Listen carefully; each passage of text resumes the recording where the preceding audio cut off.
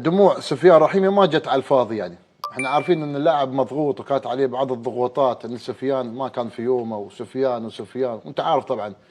دائما اللاعب المهاجم القناص اللي دائما يكون عليه مسلطين الضوء عليه وما يسجل في المباريات الماضيه لازم يحس شويه في ربكه وكذا، خاصه بعد الجول شفنا دموعه يعني. سفيان اعتقد موجه رساله قويه، وعلى فكره سفيان رحيمي من اللاعبين الممتازين، يغيب مباراه مباراتين ثلاث مباريات ولكن يعني يعود سفيان بهذا الهدف، وان شاء الله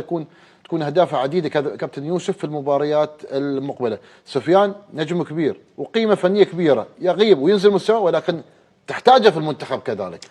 سفيان الرحيمي عفوا كابتن عبد الله، سفيان الرحيمي فرحة الهدف أمس أعتبرها شخصيا أن اللاعب مهما بلغ من الإنجازات مع الأندية التي يمثلها سواء أندية وطنية أو أندية خارجية لا تضاهي أبدا تمثيل منتخب البلد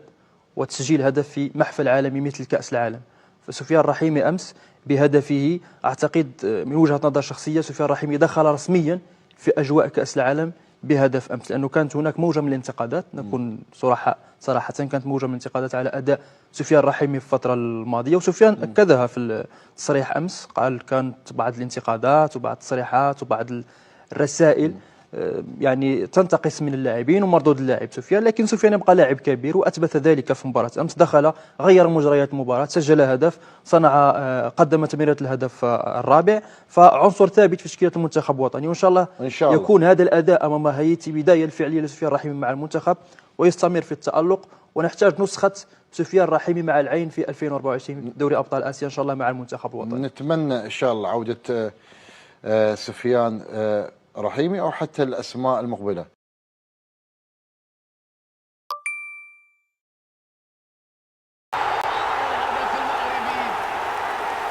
والآن نفتتح التسجيل هنا.